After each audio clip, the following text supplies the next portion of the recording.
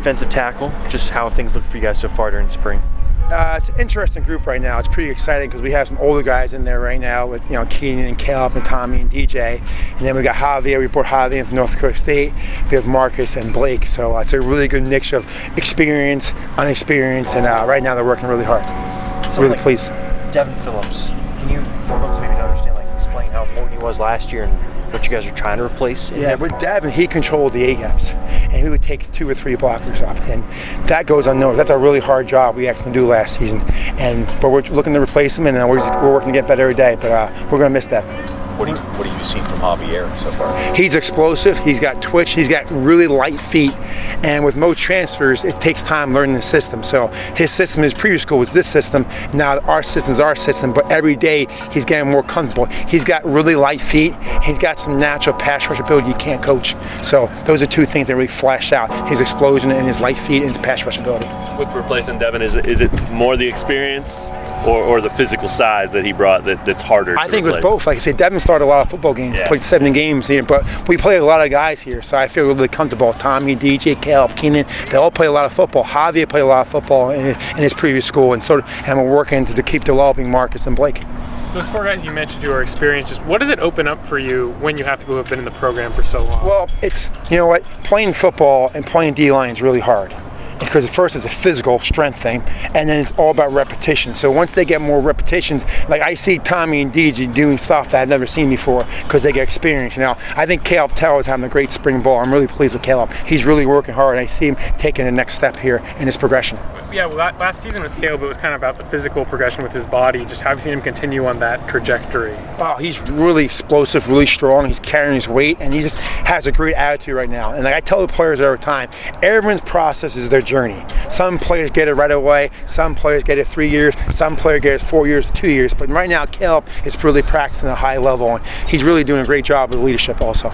With some of the inexperienced guys, who's kind of stood out, and what have you kind of been overall? I've been really pleased with Marcus and Blake. They have the ability now, just getting the repetition. You can see it when they stop thinking. We got to get them to stop thinking. Right now, they're trying to be perfect and try to do everything perfect. And football is not about a game of perfection. We're all trying to achieve perfection, but I've never had a player grade 100% or a coach grade 100%. We're going to make 1,000 mistakes. We just need to get their national ability to show up. But there's been flashes. Like Blake had a great scrimmage last Saturday. I was really pleased with him. 1 or 2 of those guys carrying the group leadership-wise?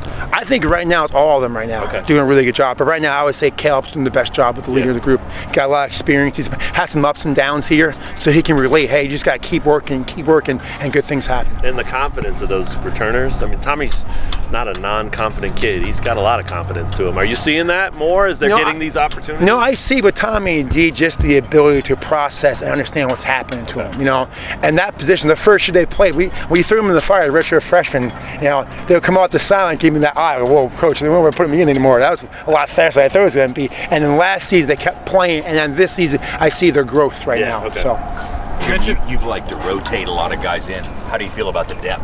I feel great right now. We're going to play who can earn the right to play. It's about earning the right to play. If it's 7, we'll play 7. If it's a 5, it's 5. It's earning the right to play through their actions. You mentioned the ups and downs for a guy like Caleb, and others have also had that kind of ebb and flow in playing time. How do you keep them centered when the time they're on the field changes from one season or 1 week to the next? I think football is a game of a series of efforts. And once they understand that the great players can play football, each play is 7 seconds. And I want 7 efforts in 7 seconds. And I think Caleb has literally learned that. And the thing about Caleb is last season I had a conversation with him. I said, he said, Coach, I want to play. I said, well, these are the 3 things you have to do. And he did it.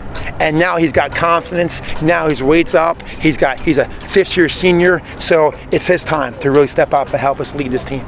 Jim, what's the impact on your defense of having DK in the secondary? It's great. He brings knowledge, and he comes down, helps out with the D-line drill sometimes. Does he? Yeah, and the players like that. There's another voice, and he's saying the same things I'm saying. And being in the league, he's got great, that helps with players. They want to be the league, and I coached in the league, but now he just previous coached in the league just the last couple of years, so he really helps what we're trying to sell in this program. Is that easy for, especially you, veteran guy, he's a veteran guy, you guys have been around, that kind of stuff, to mesh, especially your group with his group? No, we get along great right now. I think right now this program has great chemistry, being coach to coach, player to coach, and coach to player.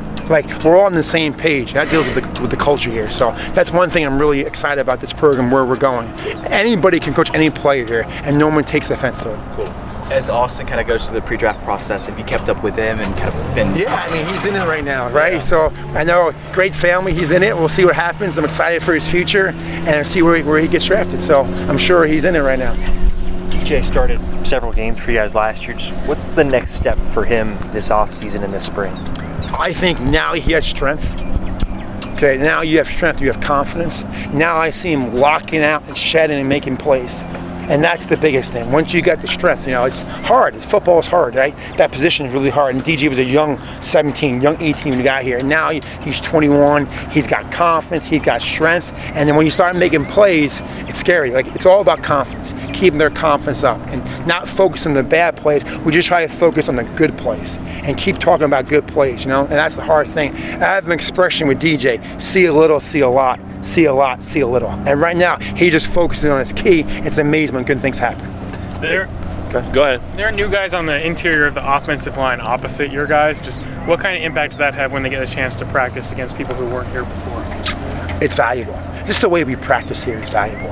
Everyone's getting reps, so you're constantly getting developed. I've been to other programs where maybe some young guys are sitting in the sideline for two hours, and in the last period they go out there and practice. And Coach, I know this is not just doing this to do this. Here, we keep on developing players. So you're getting reps against the 1s, the 2s, and the 3s. Next group is 1, 2, 3. We keep on developing players here. So last we had injuries, and the next man's up, and coaches have confidence, players have confidence because they're getting reps. And the way Coach Leopold does that is a really good job. I'm really impressed by that. Sleeve was talking about that speeding ticket concept that he has with the receivers and faster guys. I don't imagine any of your guys are there. But do you have any new motivational tactics that you're using this year? That's new to him, he said. And those guys are loving it. Luke was 0.01 away from getting one. And yeah, allegedly, like 0.01, allegedly. No, honestly, what we're really working on is the ability to get off blocks. Okay. Create separation. It all starts with your hands and getting that violent knockback with your hands. That's been the focus of spring, and I've been seeing it, so I'm happy where we're at. We got a long way to go. Let's not be a misconception with that. It's only day 9, day 10. We got 3 more months of 6 more practice, 3 more months of spring practice, and then we got training camp. But as long as we keep going forward, that's the key in life. Like, every day, just keep going forward. You can't go sideways and take a step back. We just got to keep going forward and forward. So no golden gloves or anything? No, I don't worry about that. No, I worry about winning at the end of the game. That's what I care about. In the game, we have more points than they have. That's what I care about. Sack chain. No, I'm good with that. No, I'll do. What other places do that? It's way past my time there. Anything else? Good. Thanks, guys.